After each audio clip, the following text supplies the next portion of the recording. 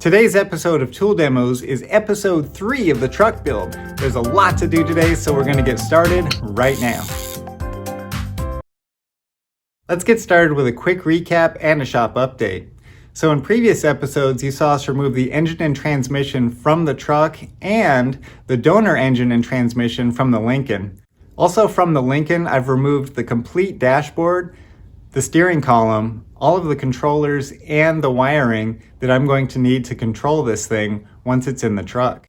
And spring has finally sprung for good here in the Pacific Northwest. It hasn't snowed in about 3 weeks now.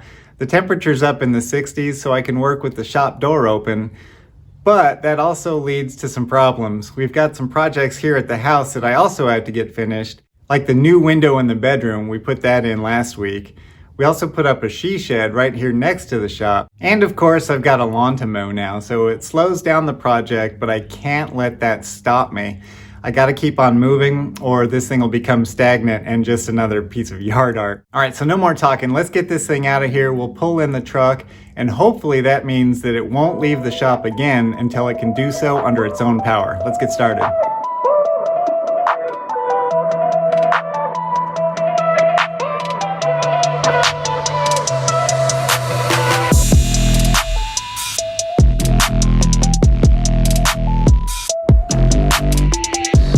We're getting close.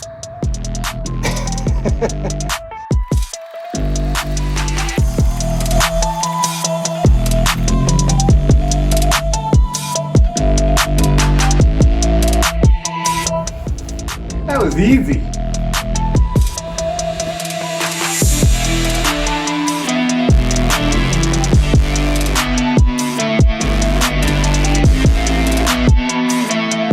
That Lincoln donor vehicle's at the scrapyard, so we've got room for the F-150 here in the shop. And I don't want to brag or anything, but we got $85 in scrap value for that car. Oh yeah, we're eating steak tonight. Well, I've done a bunch of work off camera. I've removed the HVAC box, the wiring harness, engine mount brackets off of the K-member there. And if you come around to the inside, you'll see there's no interior, all down to the steel. And there's no holes in these floors. Really happy about that. Took off the gas pedal. I'll probably remove the brake pedal also and install a new brake pedal from the donor car and also brake booster and master. I want to see what kind of new components I can fit behind this old dashboard. I might be changing out the firewall just so I can get that HVAC box in here. I'd like for it to look old but work like new. It's a pretty exciting day for me. I got my first package from Summit Racing. Never ordered from them before, but I've also never done a project like this before.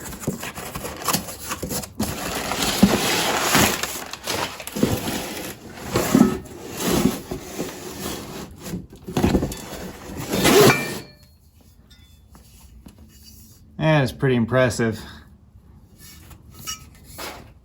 Check out the welds there. I like that a lot. So this is a cross member. It's going to replace the engine mount bracket that I had for the old engine. These brackets are going to be horizontal, like parallel with the ground. That old 460 V8 had a 45-degree engine mount set up, but that's not going to work for this new engine. So I've got this. Let's see if it'll fit between the frame rails. It's going to look something like that. I'm going to bolt it into the inside of the frame rails here on the passenger and on the driver's side. It looks like I'm going to have to make some relief cuts here on this K-member so I can get into the inside of the frame rail. But with this new cross member, it's going to stiffen things up a bit, and I'm going to cut it to fit on each side here and then weld a bracket onto the end here that'll bolt to the frame rail. So this passenger side is about where that cross member will end up, and then it'll also go just forward of the steering gearbox. I've got to cut things to fit, but what I do like is that these engine mount brackets sit about 2 inches behind the cross member, and that's going to set our engine back about 2 inches from where the stock engine used to sit. It's going to give us a little bit more room for the radiator, the coolers, and the fans, and get everything tucked under this firewall where it needs to be. Something interesting that I found on these older F-Series, it's hard to see in the video here, but the engine is about 3 inches off center to the passenger side. So I need to make sure that I cut this cross member a little bit shorter here on the passenger side and leave a little bit longer here on the driver to get everything scooted over just a little bit. I think the reason why they have the engine moved over to the passenger side is to give us clearance for the steering gearbox. It's up high and close to the firewall here. It's kind of a unique position.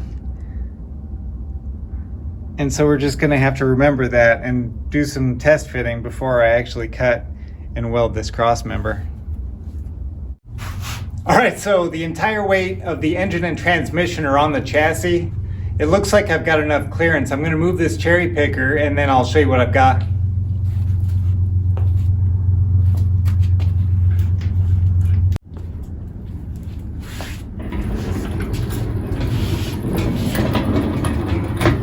If you check out the driver's side, you can see that I've got just enough room between the steering gearbox and the exhaust manifold. I'll probably go ahead and move it over about an inch just to give me a little bit more clearance.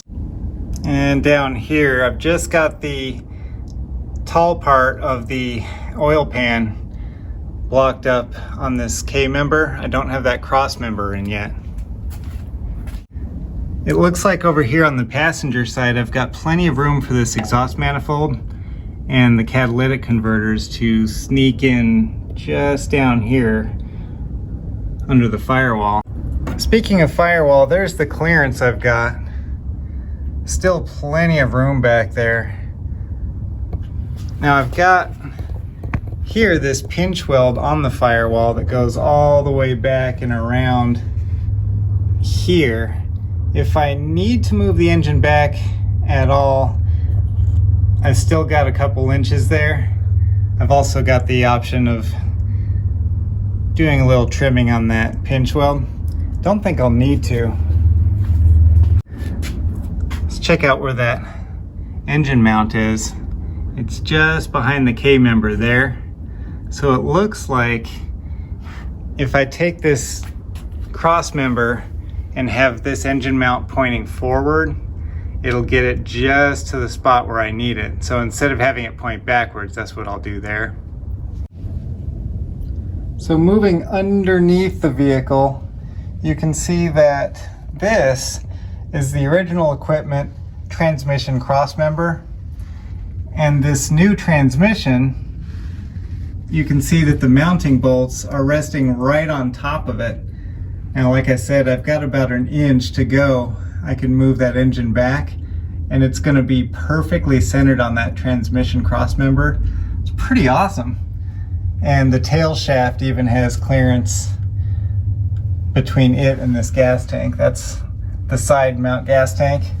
So I've got clearance there. You can see, like I mentioned before, that the engine and transmission are moved passenger side about 3 inches from center. And that gives us clearance for all of this stuff here. You can see I've got the exhaust manifold there on the passenger side. And let's see if I can find it on the driver's side here. It's just there. It looks like I've got plenty of clearance for both of them. So that's not going to be a problem. There's the transmission pan. It's got plenty of clearance to get those bolts down in case I need to do service. And then the next cross member up, it looks like the transmission could move back some to center it between those two cross members. So I think that's what I'll do. Give myself about an inch. And this thing will be in there perfectly. I'm really excited about that. I've got clearance between the floor and the top of the transmission. I really don't see any issues at all. I think this might go pretty darn well.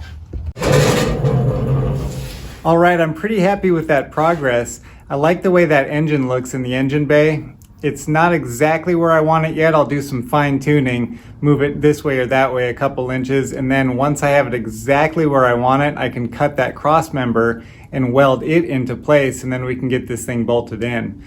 For today, I think that's it for me. It's time for that steak. So until next time, thanks for watching. To see all my content when it's released, click over here. And click here to see another Tool Demos video. You know you want to.